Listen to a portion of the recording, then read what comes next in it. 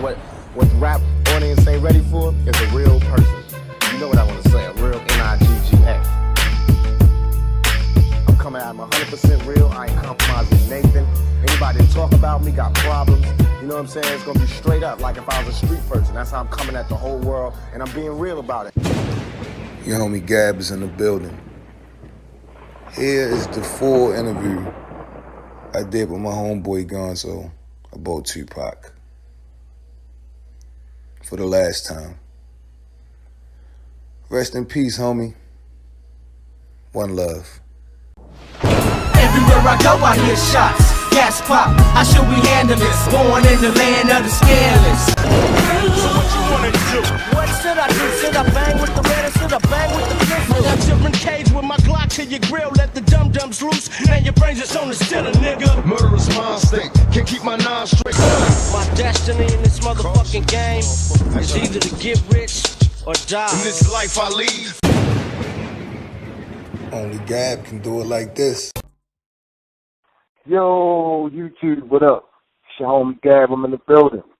Welcome to MAKAVELI Media.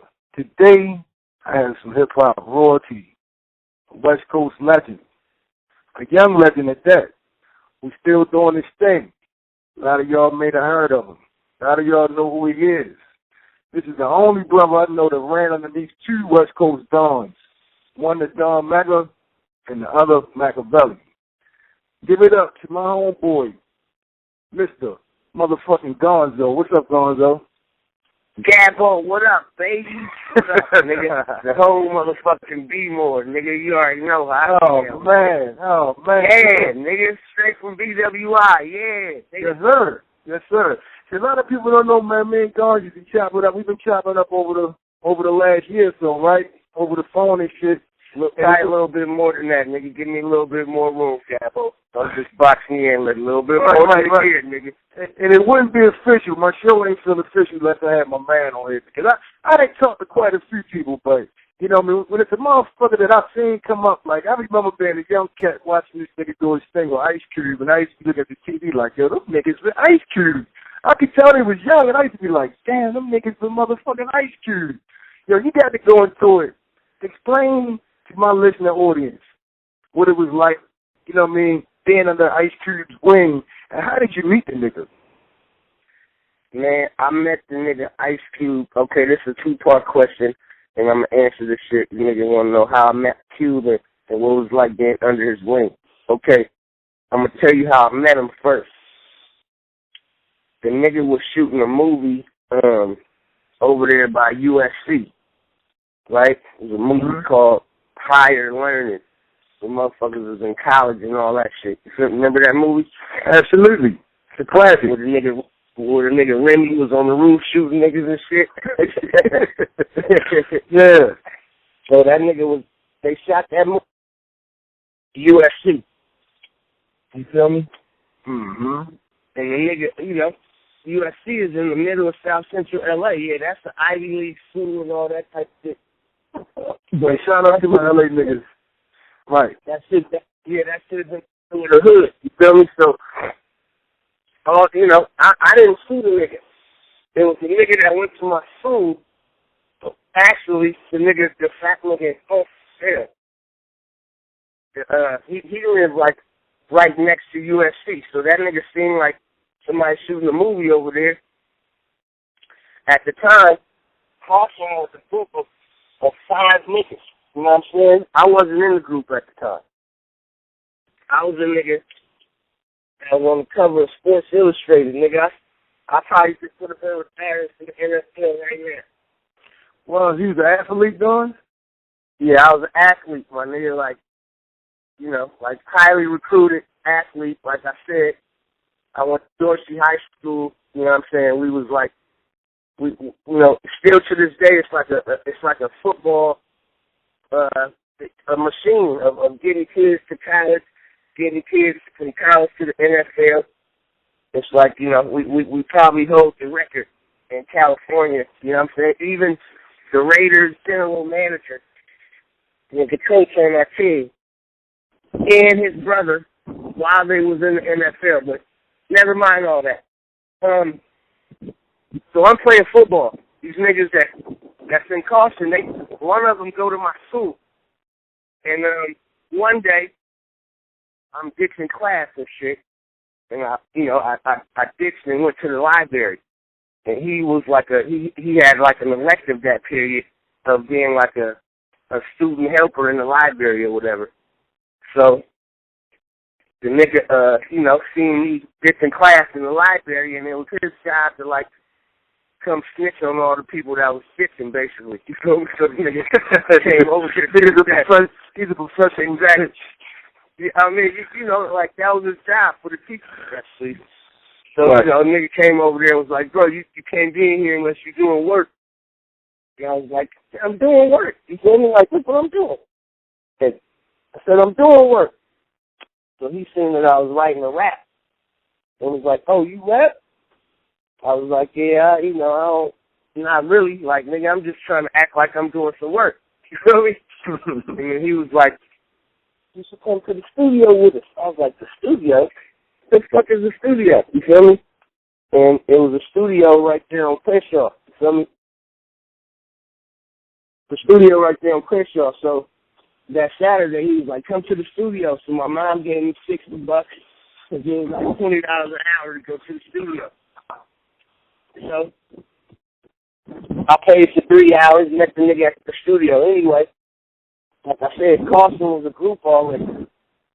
That one song that I ended up on, these niggas put that shit on their demo tape. So while they passing around their demo tape, I was featured on one song, the last song.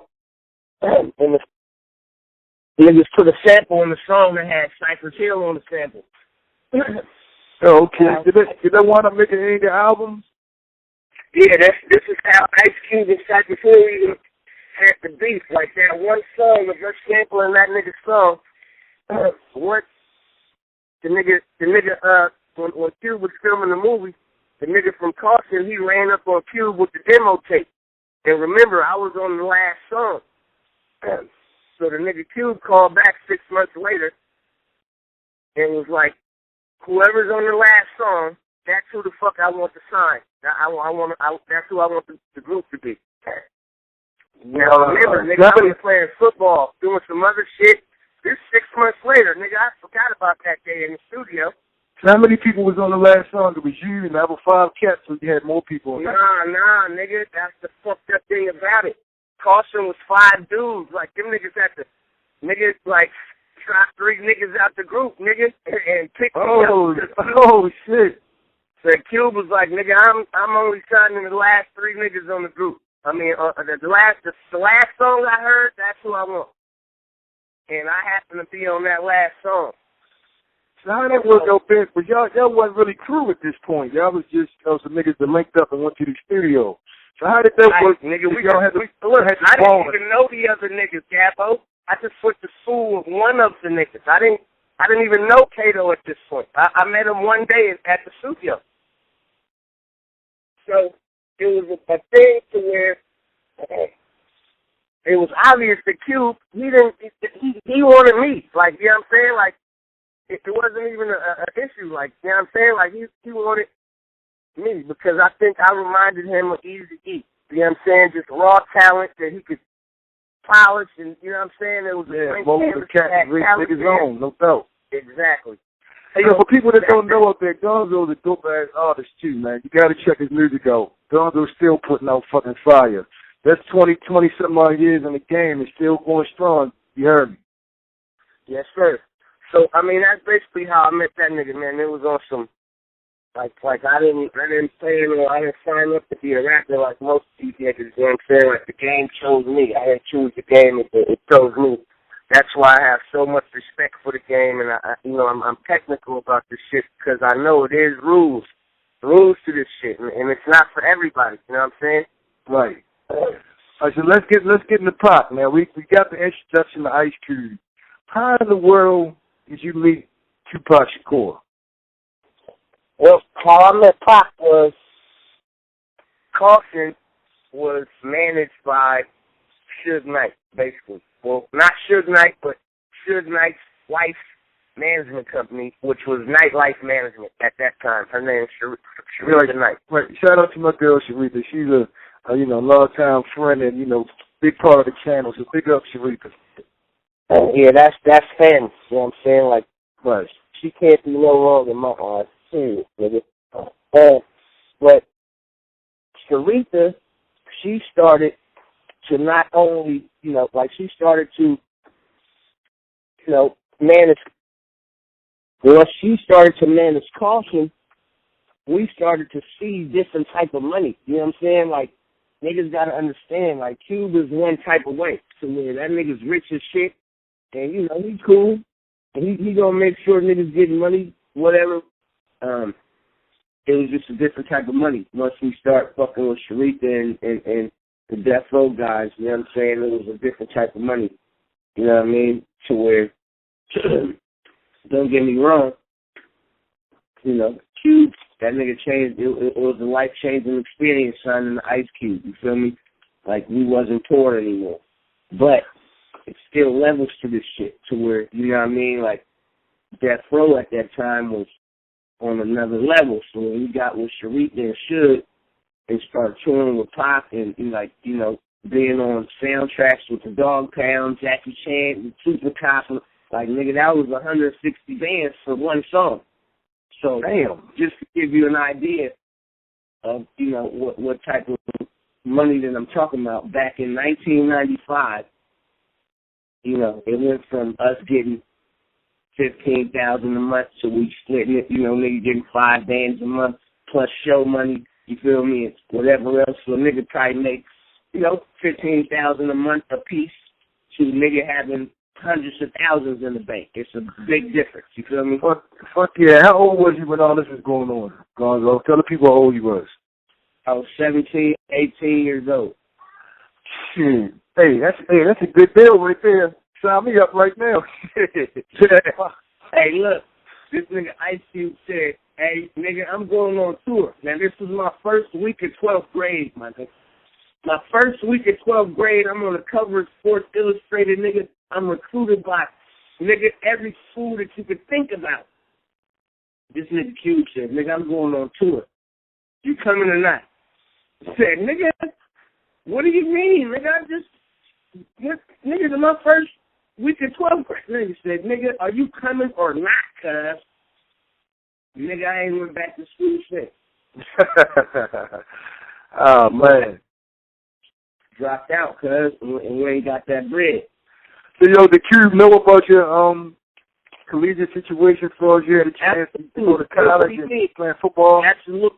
Cube is a sports kid. Yeah, but Cube, he knew, you know what I'm saying? But at the time, again, like, nigga, Cube also knew that fucking with him, he was going to turn me into a millionaire. Ain't wasn't no guarantee, nigga, that I wasn't going to get my knee blown out the first week of fucking college. Ain't no guarantee that I would have made it to it. Wasn't no guarantee. That's what my mom was telling me. Like, nigga, this is a guarantee. Like, nigga, this is a guarantee. You don't got to deal with no coaches no more, nothing. Like, are you in this shit to play football, or are you in this shit to make money? To make money. Like, nigga, I'm in this shit to make money. Like, fuck it. Like, it's fuck football. Now I'm going to get the money. Really how that happened. Right. All right, so let's get in the Pac for a minute, because I know people screaming, where Pac every, motherfuckers trying to hear about TUPAC. Yeah. Right, so go ahead and hit us with it, because I'm interested to hear this myself. So you wish you read you basically managed by Death Row, in other words, at this point. So now right. Pac is at the label, is he on his way to the label when it's already happened? Pac was, I remember Sharita calling us to the office before Pac got out of jail, just to inform us on, how different things was about to be. Because you got to remember, when we first signed to Sharita, Snoop Dogg's dad, Vernell, rest in peace, Vernell. Is Vernell? I don't even think that nigga died. My bad. But, that was Uncle June. That was Uncle June that died. Rest in peace, okay. Uncle June. But at this time, Snoop Dogg's dad had an office in Sharita's office, still running Snoop Dogg's fan club for Death Row. Feel me? So when we first got with Sharita, Vernell still had an office in nightlife management. So this is way before Pac got out of jail. But I remember when Pac was about to get out of jail, she called us to the office, and, you know, just, it was like a big thing. Like, things is about to change. Like, niggas had TUPAC. So, y'all niggas, you know, like, they were setting up all sort of shit in his honor before the nigga. Who's gonna bail a nigga out for $1 million and not set up $3 million worth of work for him? Like, come on. So, before they put that money up for that nigga, they knew this, you know what I'm saying? Like, so, you know, Death Row was kind of like one of those situations to where them niggas, they was extra smart over there, you know what I'm saying? And so we knew Pac was coming, and, you know, they set us down and was like, Snoop Dogg and Dr. Dre had this tour set up, right? But them niggas both had caught, like, cases at the same time so they couldn't leave. So now Death Row, nigga, got all these fucking venues, arenas booked, nigga, and, nigga, nobody to go on the tour. But the two headliners can't move at this point. Snoop and Dre. Exactly. They had the Dog Pound, they had everybody else, but it was a blessing, nigga. They threw TUPAC in those slots, and that's how the All Eyes on Me tour happened. Wow. Now, how many shows did you wind up hitting the road, Pac? Maybe, like, including, like, the House of Blues and all that shit, I would say maybe, like, 5. You know what I'm saying? Because then, maybe 5 or 6, because you got to count in the opening of the Club 662 in Las Vegas, like we done a gang of shit, you know what I'm saying? Right. In terms of just fucking with Death Row. And Pac was, of course, the headliner because Snoop and Dr. Dre, he had that murder case, and Dr. Dre had a house arrest. He nigga had an ankle monitor on, so Dr. Dre couldn't leave. First time I seen Dr. Dre was in Las Vegas. You know what I'm saying? That nigga Dr. Dre. It's funny because Dre, Cube, and Easy, man, them niggas, I've been around all them niggas like on some, you know, big bro shit. And I don't know, for some reason, Dr. Dre always made me nervous, cause I think I knew back then, I don't know, like I think I knew Dre was gonna end up being like a fucking major mogul. But you gotta understand, at that time, nigga, he was just Dr. Dre walking around. He wasn't Dre right now, Beats by Dre, like. Right. He was just Dr. Dre from NWA at this point. Man, with that, yeah, it was still Dre. Niggas respected him and loved him, like I'm saying, but niggas, like, he wasn't a billionaire at this time. You feel me? Like, right. He was a nigga that drinks 40 ounces and smoke weed and just fuck bitches and drive his Ferrari. A regular nigga, like you can get in touch with him at this time. You feel me? Right, you can reach out and touch the nigga. Right, now you can't get in touch with Dr. Dre nowadays, nigga. You forget about it. So, Teresa said Pac getting out of jail, and nigga, these niggas is on house arrest, so he going on tour, and y'all niggas going on tour with him. So we like, niggas, excuse me, we didn't say nigga to Sharita, but in our mind, we like to ourselves, like, nigga, is he serious? Like, that's random. Like, Tupac, nigga, Tupac is, what? Nigga, how the fuck this nigga's in jail in New York? Like, how did, but she's like, don't ask no questions, just show up to the airport at 7:30 in the morning on Tuesday. So that made it even more random. 7:30 in the morning, come on Tuesday, nigga show up to LAX airport, walk straight into the terminal, and guess who's standing right there with the Outlaws sitting in the chair? He's standing over him like a coach, nigga. Just called a timeout. 7:30 in the morning. Like I said, Nick, it was crazy. We all walked in simultaneously, looked to the left, it's Pac right there over all the Outlaws, nigga. like he just called a timeout. The niggas all sat down like the starting five right there. He over him just talking like it was crazy. So that's how I met Pac. Soon as he seen us, that nigga looked over there. He didn't say hi or nothing. He just waved his hand like and told us to come sit down too. Pac, and kept talking. So that's how I met Pac. Hold up. The Pac ain't even introduced himself enough. He just, hey, you come not till after he stopped talking, whatever he was saying. He was in the middle of something. Like, nigga, he was waiting on us, nigga. Like, that nigga, he knew he was coming. Like, nigga, sit down, nigga. You feel me? And kept talking. And then he was like, you know what I'm saying? Like, it was crazy, but honestly, now that you say that, I don't even remember him introducing himself. Like, who don't know that he was Pac? Like, he just, nigga, act like, I don't know, like, I don't remember him ever damn, that's crazy. Hey, man, he would teach us something. He would teach us something like that, Gonzoe. Yeah, you remember anything he was saying? I think he was telling niggas, basically, don't fuck up, going on, like, you know what I'm saying? Like, nigga, remember, he's just getting out of jail. So I think the conversation was more about, like, nigga, don't put me in those fucked up situations, you feel me?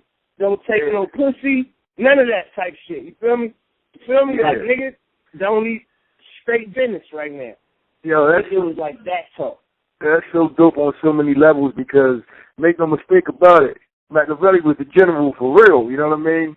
And to hear that story come from you, man, that's just adding to his legacy because the first time you met him, you know what I mean, he was running the show, you know what I mean, tightening his click up. And that's cool. He embraced you from the start, man, and set you down right next to his people. So that lets you know where you stood with him. You know what I mean? So how long was it after before that, Gonzoe, did you get a chance to really like click with him and bond with him? Man, listen, it was crazy because from when that nigga set me down and set us down, he could sense my energy, I feel. Because the other two niggas in Caution, I don't think these niggas wasn't big TUPAC fans like me. Like, these niggas was more Ice Cube fans. Like, they was happy that we was signed to Ice. They thought that was the pinnacle. Me, like niggas, me and Cube used to argue all the time. Like, niggas, what do you mean? Like, I'm questioning everything. Because I knew, like, nigga, I'm really from the streets. And there's something about you that don't remind me of the black, nigga. Yeah. So it was always that little shit with me, like, from the gate. You know what I mean? And I didn't know till later, you know, in actuality, in terms of selling crack, hustling, you know what I'm saying? Like, being a real street nigga. Like, niggas, certain niggas could talk about it real well, but never had the opportunity to live it. You know what I'm saying? And or see it or smell it, right? Yeah, to grow up. Never ever come around no shit like that. Niggas had both their parents in the house, both their parents had good jobs. One of them type of niggas. Like, nigga, you don't even need to hang around us. Like, why are you even out here? You know what type of nigga. That's the type of nigga, you know what I'm saying? There's a lot of rap niggas who made it. And I'm not shitting on Cube. I love Cube, but I never fucking lied to you niggas to make him feel better. I never lied to make myself look better. Like, no, nigga, if you was outside with us, you was outside with us, nigga. And if you ain't coming that, I'm not gonna lie for you, nigga. Period. And that's just how that went. You feel me? So that's a lot of that, what I just said, caused a whole lot of tension. And listen, when you put up the Ice Cube shit about Ice Cube and Pop, a lot of that caused a lot of tension. Like, nigga, them niggas ain't fuck with Pop. So anything about a baby or anything, nigga, that's all hate and smut. You can't trust none of that shit. Niggas be jealous as fuck of Tupac. That nigga will walk around with a condom on. Like, Pop was a nigga, he would not hit no type of pussy without no condom. Like, I don't know if that nigga even let a bitch suck him off without, like, Pop was one of them type of niggas. Like, you ever met a nigga who trip on germs and shit? Yeah, he's a hypochondriac. I'm like that myself. He ain't fuck with people sneezing, all that type of shit. Nah. So, him having a baby walking around here that his mother, his sister, his aunties, actually would be disrespectful to the family.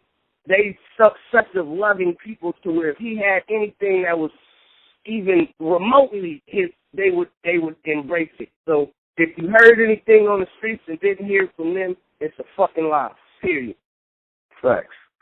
All right, another question for you, man, before we keep it moving with Pac. I got to ask you this, since you brought that up. I'm glad you brought that up, because there's a lot of things I wasn't going to ask. I was going to let you bring up on your own. Now, Gonzoe, being that you was an Ice Cube group, right, and you got the history between Dre and Eazy-E, how did that work, being the Death Row office with Dr. Dre right there, Suge Knight right there, but you an Ice Cube product? How did that work? Was there ever any tension? Did they ever talk shit about Ice Cube to you? Did Ice Cube ever talk shit about them to you without really having you, throw niggas under the bus? How did that make you feel? You're still a teenager at this motherfucking point, and you in the middle, all these moving parts that ain't all moving in the same direction. What the fuck was going through your mind, and what was popping? Well, at that time, man, as you said, I was a teenager, so I wasn't even thinking that these niggas not getting along. You feel me? I wasn't thinking that these niggas could be possibly using us as a pawn. And that's exactly what Suge Knight did. You know what I'm saying? But it ended up working in our favor. Because, Caution, Suge Knight, he asked to manage us. You know what I'm saying? And the reason that he asked, I see all this shit plays a part of history, my nigga. You feel me? And these stories that I'm telling right now, it makes niggas cringe because a lot of niggas that was around then, they alcoholics, they drug addicts, niggas ain't credible, feel me, niggas that turn to snitches, niggas is gay, whatever the situation is. And at them times, Suge Knight couldn't tell me to get up and smack one of my niggas. He couldn't tell me nothing. Because he know, nigga, I was from the Crenshaw district. I ain't from Compton, and I'm coming with 100 niggas. Feel me? Nigga, right. What you say? So it was a different conversation with an L.A. nigga. Nigga wasn't pushing his weight around with no L.A. niggas. That didn't happen. You feel me? So I want to get that out there first and fucking foremost. Wasn't no bullying no L.A. niggas. Period. So with the Ice Cube shit, Suge seen an opportunity. He wanted that natural born killer shit to happen. And we was the niggas who made that conversation possible. Because they wasn't even talking before that. Right, so you opened up the door. Right. Possible. Between him, like having to deal with Ice Cube by getting my solo deal through priority. They had to talk. You feel me? Like all this shit it probably wasn't even for me. Like, yeah, I got a solo deal, but them niggas probably signed me just so they could talk. It was that type of money going around. Like, yeah, I was dope, but nigga, that probably wasn't the root of the problem. You understand what I'm saying? Like, this shit was bigger than us. And, this is why it's history, because all these things happened because of, little things. It wasn't the initial thing, if that makes sense. Yeah, it makes all the sense in the world. All the sense in the world. All right, so back to Pac. When was the first time, like, y'all really had a sit down, like just you and him? And, what was that like, being a fan of Tupac, being young, being impressionable, and now you got your idol or somebody you look up to right there in front of you? And I know he played like a big brother part in your life, because I heard you mention that before. He did things for you and your family. What was it like sitting down with Pac, man, and having them give you life lessons and games? Well, I mean, the first time, soon as that nigga stopped talking in the airport, that's when the questions started. You know what I'm saying? And again, the other two niggas in my group, you got to understand, like, we had stardom at that time. We was famous too. And, I don't think they were really Tupac fans. They respected him, but he sensed it, you know what I'm saying? That's why I was an outlaw and they wasn't. You feel me? That's why he catered to what I thought, and not, it's, like, that nigga was smart. And, whatever him and Cube had going on before he met us, yeah, nigga, he didn't explain it. He just was like, who gonna take on that energy? And I think they took on more of the Cube energy, and I took on more of the nigga. This nigga's about to teach me the game, for real. Not like within the lines of my lawyer and him trying to win. Like, this nigga's gonna really teach me the game. And Pop taught me the game. Cube didn't teach me the game. He signed us, and you know, he had his lawyer, we had ours. That nigga didn't give us no game.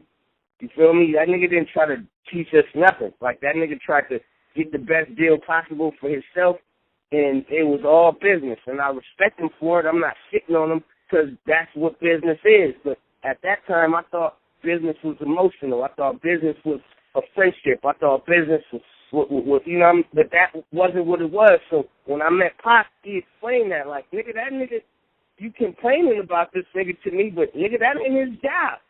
Feel me? Like, nigga, his job is to make as much money as he can off you, nigga. And my job is to tell you the truth, nigga. So you can decide if this is what you want to do for the rest of your life or not. And that's basically how that happened. And I feel like the more that Cube knew that I was being laced with the truth, the more distant he became. Wow. So listen, I'm glad you brought that up. What you think happened between Tupac and Ice Cube, and was there any like bad blood? Because Ice Cube was on one of Pac's albums, right? Last Words with him and Ice-T. Was there anything to that? Like, did they have bad history with each other? What you think that type of atmosphere came from? I think that atmosphere came from Tupac not being from Los Angeles, bitches loving Pac, Pac being handsome, niggas looking at themselves in the mirror, and jealousy. Like, that's not fucking hard to put together. It's not a puzzle. It either came from jealousy or niggas trying to fuck with the same bitch. But going after the same dollar, there's too much money out here. But niggas from Los Angeles, they don't like when other niggas come from other states and Los Angeles cater to them more than them. You know what I'm saying? Motherfuckers tried everything. You feel me? From putting a Jerry curl on their head to wearing karate shoes. Niggas been Muslim, gangster, everything. Like, this is entertainment. You understand? Right. When the nigga's solid and just him and everybody love him, most niggas ain't gonna root for you. You don't see a lot of niggas rooting for me. A lot of these niggas was ready to join Treyway. Paint their hair rainbow. Just to get, a lot of these niggas took pictures with Whack 100 after begging to be niggas to outlaws and take pictures with Pac, do songs with Pac. As soon as they thought Baby was getting Whack 100 some nigga take a picture with Baby and make a fucking lie up, niggas jumping in line to think that they finna join the next death row situation. Well, guess what, faggot? Surprise. Let me ask you this real fast. You brought him up. What do you think Whack 100's biggest problem with Tupac is, man? Because he admitted he didn't even know Pac. Stop right there. Why he didn't know Pac, Gabbo. Whack 100's problem with Tupac is this. He was dispatched by E1 Entertainment. E1 was the motherfuckers who was, you know, in the bidding to get the Tupac rights. Whack 100, he knows the white boy, the Jew over there. And it was a mission. Whack 100 don't got a problem with Tupac. He never knew Tupac. Whack 100, that nigga's a fucking do-boy. That nigga was a nigga that came around Death Row when nigga Death Row didn't mean shit. Death Row was worth 2 beans in the motherfucking meat market. Nothing. You feel me? Niggas was signing motherfuckers that sound like Tupac. Signing motherfuckers that sound like Biggie. That's not a record label. Niggas didn't have no talent going over. I mean, of course they had Eastwood. Of course they had Crooked Eye. Those niggas is talented. But they wasn't focused on making them niggas stars. They was trying to recreate the past. You know what I'm saying? So right. Death Row was lost at that time. Mm. Straight up. You know what I'm saying? Like, niggas was lost, had a gang of money and didn't know what the fuck to do with it, because you gotta understand, you act like Death Row was, once Dr. Dre was gone, the ability for scouting talent, like, what you going, a gang of gangbangers? They know who the best rapper is? Fuck out of here, my nigga. Intimidation. Yep. Intimidation creates talent? Absolutely not.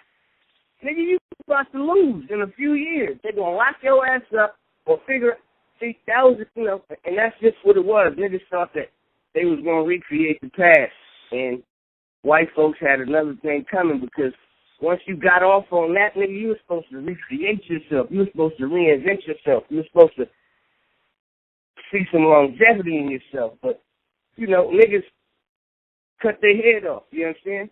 Yeah. Tupac did something very special for you and your family, man. You feel like going into that? I mean, well, I'll just talk about it briefly. My mom was a drug kingpin. You feel me? This is how all these niggas fuck with Gonzoe, because my mother was the motherfucker with the sack around Los Angeles. She was the woman. Her name was Pink, but my mother fucked around and, you know, sipping cocaine back in the 80s. She fucked around and started using that shit, and it came a point to where, nigga, my mother went from us living on Mulholland Drive in a mansion to, nigga, me going to elementary school out of fucking motel. You understand? So I seen all the elements of the game. So the wisdom that I have, it didn't come by me reading a fucking book. This comes from life experience and seeing both sides of the coin. Before rap, nigga. Before rap. So, you know, my mother, she ended up using the product that she was flooding the streets with, but I guess that's karma.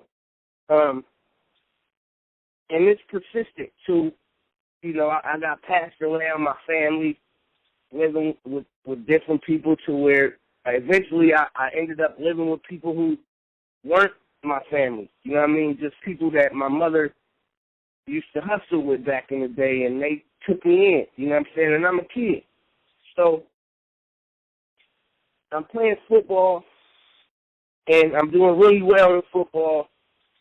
And then, you know, I end up being asked to go to the studio one day. I didn't know what the studio was, but at that time, my mother, she was trying to get her life together and in and out of rehab. And, you know, things happen. I end up fucking with Pop.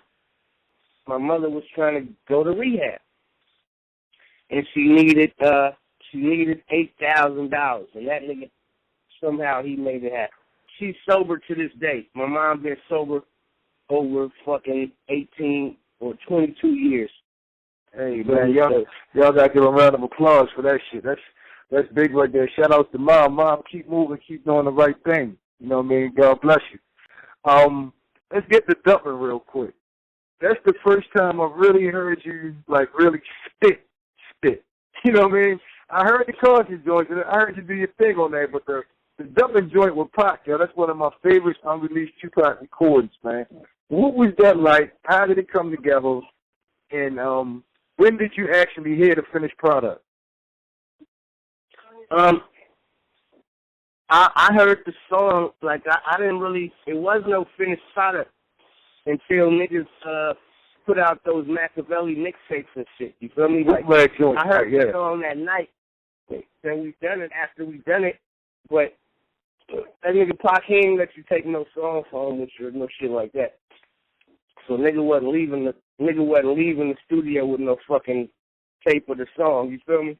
Dumping, man, you know, it was like, man, after Pac started to lace me, I try to hang out with this nigga every day. What do you mean? Like, nigga, every morning I'm probably calling this nigga phone. Like, he probably got tired of me.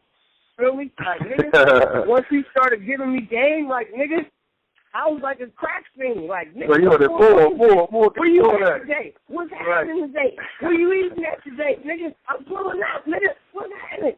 And I feel like it was genuine love, my nigga, because there was a lot of niggas trying to do that.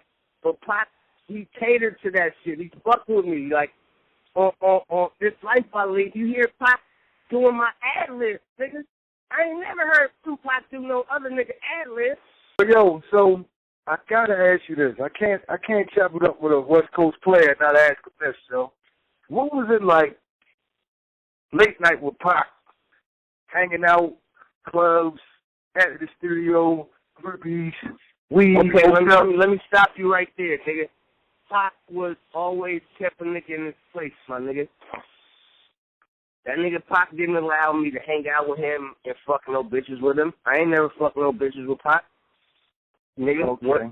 What? Nigga, it was a big homie vibe, nigga. Like, nigga, I'm gonna make sure you niggas doing everything you supposed to do. Wasn't no, damn. That nigga really cared about you then, dog. Hey, he really was little brother. I got drunk with him. You feel me? Right. I got drunk with him. He allowed us nigga to get drunk with him and all that. But wasn't like, nigga, you was gonna do something around Tupac that your big brother wouldn't tell you was tripping. Like, nigga, you wasn't finna go shoot no niggas. You weren't, like, all that shit was off limits, my nigga. It wasn't that type of party. He wasn't trying to put a nigga in a situation that, like, he wasn't like that, bro. Like, that nigga wasn't creating crash dummies at all. Wow. Period. Wow. That nigga was not like that type of nigga that was trying to incite a riot. Like, he was trying to constantly calm niggas down. Like, nigga, do y'all see how fucked up these white people got my life? And y'all still trying to be on some dumb shit. He was like that. That nigga wasn't like, nigga, go beat these niggas up, kill these niggas. He wasn't that type of nigga, man. But, you know, the nigga Pop, I feel like, man, it's crazy, man. I don't even know, man. I felt something special was happening there. You know what I mean? Of course, I didn't know this nigga was going to die. Feel me? Yeah. But I think he knew, though. That's crazy. I think people always know, man. I mean, that, you know, off topic real fast. I mean, my brother David, I lost him in 2015. Rest in peace, big bro.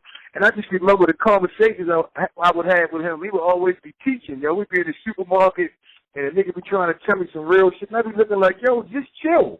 Or he would just bust out crying, you know what I mean? And it all made sense. You know, when he passed unexpectedly, they told us he knew. But, you know, he ain't want us to know. Hey, bro, people be knowing, man. You know what I'm saying? Like, niggas know. No doubt about it. Wow. Hey, man, you just blessing us, man. You get that's what their shit. In closing, the night Pac died, where were you when you heard about it? What the fuck was going through your mind? The night that Pac died, I was with this Cambodian chick named V. Penn. Pac had already got shot. The last two fights of Mike Tyson was like uneventful. We had went out there to Open Club 662, and then so I wasn't really like, and then, you know, it wasn't like a big deal to go to this fight. You feel me? It was like obligational for Pac, but it was routine for everybody else. Like, niggas was like, I ain't going to this one. Like, because we had wore that shit out. Niggas was back and forth to Vegas every 2 weeks. So, Pac got shot. The real was gone. Exactly. And the last Mike Tyson fight, I had missed my flight. It ended up having to drive down there with these girls. It was like fucked up, bro, because Sharita called and was like, listen, don't panic. He's okay. Pac got shot last night. Him and shit in the car and whoop happened. But he's okay. That was the story, bro. Pac was supposed to live. He was okay. He was stabilized. So him dying was, nigga, what? Like, that was like, of course. I remember I went to the fucking, it's a liquor store right across the street from this Chinese spot that everybody go to right there on Slauson in my neighborhood, like right across the street from 7-Eleven. And like I said, I was chilling with this Cambodian chick named V. Penn. And what's up, V? And give me some of that gushy when you hear about this. Anyway, she was adopted, and her family had money, so they lived in Marina Del Rey. So I'm chilling with her, like after Pac got shot, I went to go chill with her. And, you know, I'm kind of fucked up because this nigga shot, you feel me? I'm kind of just trying to be in good company. And we went to the liquor store right there on Slauson. And I walked in the liquor store, and I remember I was buying 2 40 ounces of Mickey's. And I walked to the fucking counter. I grabbed the Mickey's. I walked to the counter of the liquor store. And, of course, the little Korean lady, she had the fucking TV playing. Little black and white TV, like, right behind the fucking counter. It was like a movie. As soon as I walked in there, it came on the news. TUPAC just died. And, nigga, I threw the beers, bro. You know what I'm saying? Like, I apologize to that lady. That's basically all I remember. Like, I just remember throwing the beers. I don't remember running out the store. I don't remember what happened. Nothing after that. I just remember throwing them fucking beers and the reaction on the lady's face. My destiny in this motherfucking game is either to get rich or die.